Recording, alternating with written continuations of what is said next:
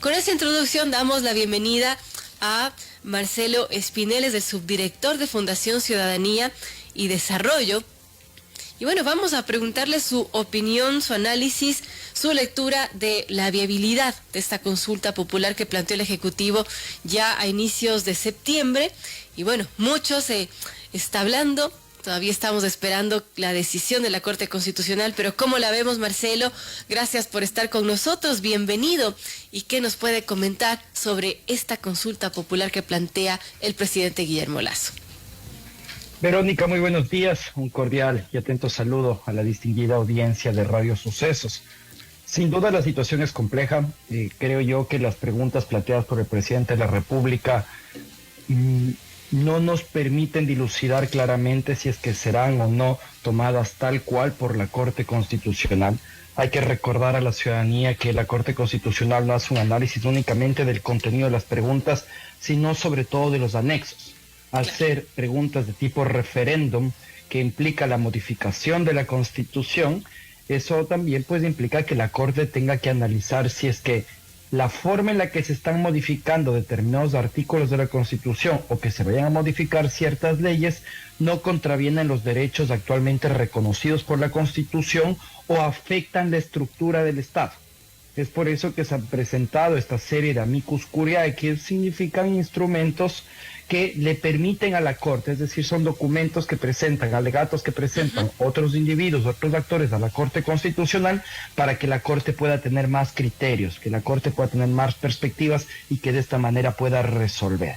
Veamos si es que en los siguientes días la jueza ponente, Alejandra Cárdenas, ya presenta ante el Pleno de la Corte Constitucional su razonamiento y que la Corte decida. Yo creo que recién en ese momento los ecuatorianos podremos tener mayores certezas al respecto de qué es lo que se nos va a consultar.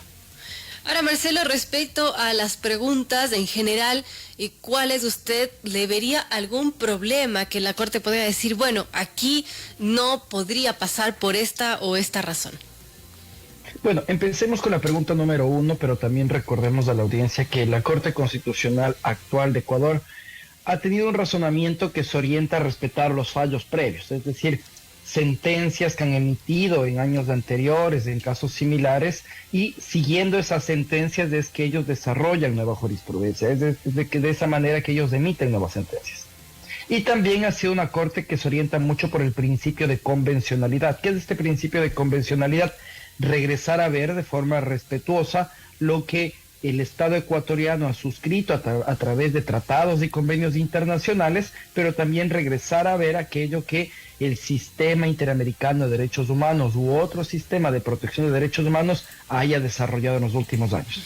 Es así que en dictámenes previos de la Corte, así como también en sentencias y jurisprudencia del sistema interamericano de derechos humanos, se ha señalado, por ejemplo, que las Fuerzas Armadas no deben estar involucradas en situaciones referentes al control de la seguridad interna de los países. Entonces, podría ser que la Corte Constitucional razone que en base a o con base a sus dictámenes previos, así como este desarrollo jurisprudencial interamericano, el que los militares sean parte de la seguridad interna podría poner en riesgo, en este caso, algún derecho fundamental reconocido a los ecuatorianos. Por otro lado, pues también de manera muy breve hay que señalar, por ejemplo, que la reducción del número de asambleístas, así como también el tema referente a la extradición, puede ser considerado como algo que vulnere los derechos.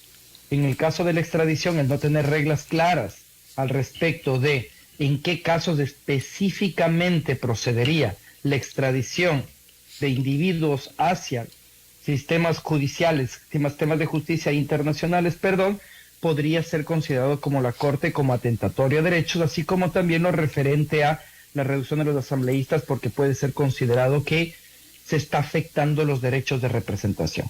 Aquí es importante tener en cuenta, Verónica, que la Constitución establece que los derechos en Ecuador tienen que desarrollarse de forma progresiva.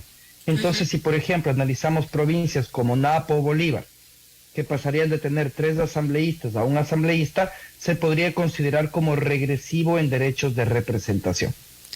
Ahora, hablando de los asambleístas, que es la pregunta que quería hacerle, porque Marcelo Espinel también coordina el Observatorio Legislativo, y reducir la cantidad de asambleístas, Marcelo, nos garantizaría quizás mejorar la calidad?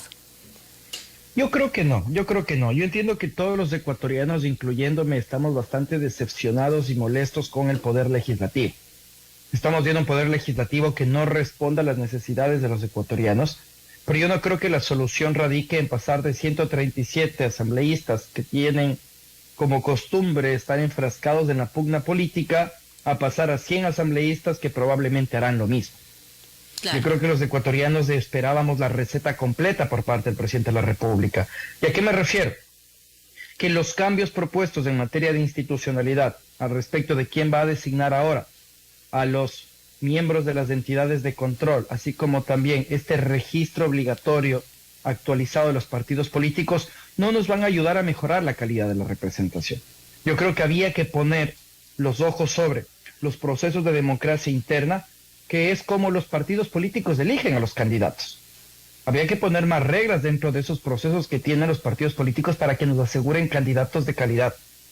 Tenía que asegurarse de mejor manera cómo se pueden volver más efectivos los procesos de disciplina interna dentro de los partidos políticos. Que se sanciona adecuadamente a aquellos partidos políticos que tienen representantes que cometen delitos, se alejan de comportamientos éticos y morales. Y finalmente teníamos que ver una manera de promover el voto informado, que los ciudadanos vayamos a las urnas y contemos con más herramientas para poder elegir mejores candidatos. Pero desafortunadamente yo creo que el presidente de la República buscó una pregunta ancla, buscó una pregunta que goce de una mayor cantidad de aceptación ciudadana y responsable completamente con el país y el fortalecimiento de derecho, y pues de esta manera tratar de buscar un 8 veces sí. Yo creo que pasamos del 7 veces sí de Lenny Moreno, ahora un 8 veces sí de Guillermo Lasso. Ahora, eso en cuanto a los asambleístas, pero también se hace esta pregunta respecto a los partidos, movimientos políticos. Y dice así, la pregunta 5, ¿está usted de acuerdo con exigir que los movimientos políticos cuenten con un número de afiliados mínimos equivalente al 1.5% del registro electoral de su jurisdicción y obligados a llevar un registro de sus miembros auditado periódicamente por el Consejo Nacional Electoral? ¿Cómo ve esta pregunta, Marcelo? Y, bueno, ¿cambiaría en algo, ayudaría en algo esa calidad de representación del tema de los partidos políticos que ha sido tan criticado también en los últimos tiempos? ¿Usted cree que esto sería dar un paso para, bueno, mejorar esta situación de los partidos políticos? A ver, yo creo que en este sentido, pues la pregunta lo que busca atacar es un mercado negro de firmas que existe en las organizaciones políticas. Más de uno han sido los ecuatorianos que se enteran que resultan sido afiliados a un partido político cuando nunca han firmado un documento. Entonces lo que se busca precisamente es tratar de depurar estos partidos políticos que de forma ilegal, de forma ilegítima, han tenido firmas de los ciudadanos. Pero esta depuración de los partidos políticos que comenzará a operativizarse para el año 2025, yo tampoco creo que apunta a la calidad. Nos ayudará a reducir tal vez el número de partidos políticos y ojalá el Consejo Nacional Electoral, en el caso de que se apruebe esta pregunta, tanto por la Corte Constitucional como por los ciudadanos, ojalá que el Consejo Nacional Electoral cuente con las facultades y capacidades para poder efectuar este control. ¿Y por qué digo esto? Porque el Consejo Nacional Electoral también nos queda debiendo como institución, Verónica. Claro. Vemos un Consejo Nacional Electoral que no controla adecuadamente el financiamiento de la política, que no transparenta adecuadamente el financiamiento de la política, que no es capaz de poner reglas claras, de hacer un control verdadero de los procesos de democracia interna de los partidos políticos. Y ojalá que ahora, si en el caso de que se apruebe esta pregunta, no supere las capacidades del Consejo Nacional Electoral, porque si no, el pronunciamiento de los ciudadanos terminará siendo letra muerta. Bueno, interesante, amigos. Son las 7:30. Dialogamos con el doctor Marcelo Espinel, subdirector de la Fundación Ciudadanía y Desarrollo, también coordinador del Observatorio Legislativo, y estamos analizando, bueno, estas preguntas de la consulta popular que planteó el gobierno ahora en manos de la Corte Constitucional. Y hay un tema, Marcelo, que tiene que ver con el Consejo de Participación Ciudadana y Control Social, que parece que no se sabe qué hacer con esta entidad. Y justamente la pregunta 6 apunta a que se eliminen las funciones, la facultad que tiene este consejo de designar a las autoridades. Esta situación, ¿cómo debería resolverse, Marcelo? ¿Tendría que volver esta facultad a la Asamblea Nacional? ¿Cómo ¿Qué hacer con el Consejo de Participación Ciudadana? A ver, yo creo que hay varios aspectos a toparlos aquí. En primer lugar, la Corte Constitucional en dictámenes previos ha señalado que sin duda la Asamblea Nacional podría ser la institución encargada de los procesos de designación de autoridades de control en caso de que el Consejo no lo haga, por su naturaleza representativa. Sin embargo, la Corte no se ha pronunciado al respecto de si el cómo puede ser modificado. Una cosa es que se pase la designación de una institución a otra y la otra es que el cómo puede ser modificado. Es decir, que pasemos, por ejemplo, de procesos de selección basados en méritos de oposición a procesos de ternas enviadas por el Ejecutivo u otras funciones del Estado. Claro. Entonces la Corte aquí tendrá que resolver si es que este cómo que está siendo propuesto por parte del presidente de la República en los anexos también puede ser modificado. Si uno analiza los anexos, y aquí hay que ser súper claros con la ciudadanía, se está otorgando un gran poder al presidente de la República para que sea él el que prácticamente escoja las autoridades de control, porque por ejemplo dice, en el caso de que se envíe una terna, la Asamblea Nacional tendrá que rechazar al tercero y al segundo de la terna en caso de que quiera designar al primero, o tendrá que rechazar al primero, etcétera, etcétera. Entonces, eso realmente implica que si el presidente de la República tiene control de las ternas, pues de una u otra manera ya se presiona a la Asamblea Nacional para que sea el designado por el presidente de la República el que tenga un mayor favoritismo. Y finalmente, pues los ecuatorianos no entendemos esto, ¿no? Por un lado, en febrero del año 2023 vamos a escoger a los nuevos consejeros de participación ciudadana y control social, pero al mismo tiempo en esa consulta se nos quiere proponer que la integración del Consejo de Participación Ciudadana y Control Social cambie. Claro. Que ahora sean otras instituciones del Estado las que propongan los miembros de esta entidad, entre la Fiscalía, la Contraloría, etcétera, etcétera, etcétera. Ahora, de manera muy general, si es que esta misma consulta nos la habría planteado otro presidente, como los que tuvimos en años anteriores, no se estaría diciendo que estamos avanzando hacia un modelo totalitarista, no se estaría diciendo que se le está entregando mucho poder al presidente. Entonces tenemos que juzgar con la misma vara a todos. Lo que propone el presidente Lasso es concentrar una mayor cantidad de poder en la presidencia de la República.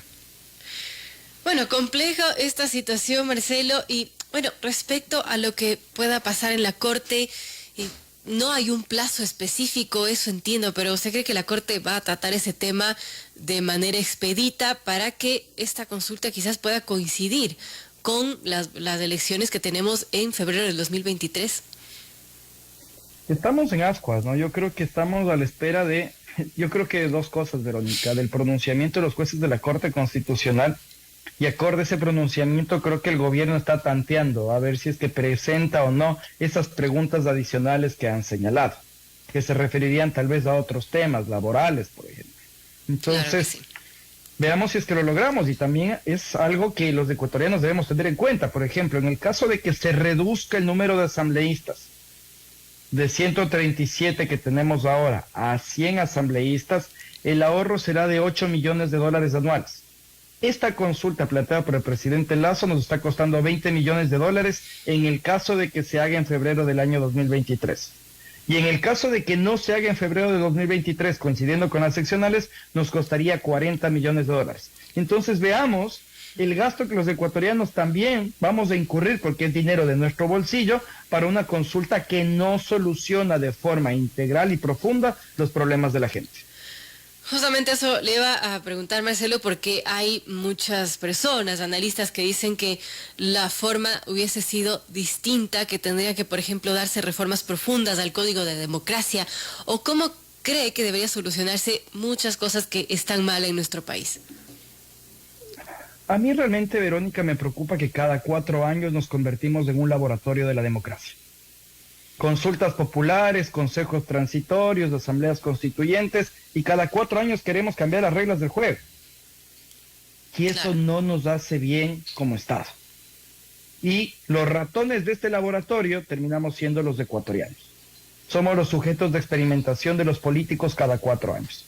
En ese sentido, yo sí creo que lo que tenía que buscarse era un acuerdo país, que realmente se busque un consenso, que se cumpla aquello que se nos ofreció en campaña, que era el Ecuador del encuentro, en el cual se puedan deponer actitudes por parte de la Presidencia de la República, por parte de las organizaciones políticas de la Asamblea Nacional, y que se hagan las reformas profundas en donde tiene que hacerse, que es la Asamblea Nacional.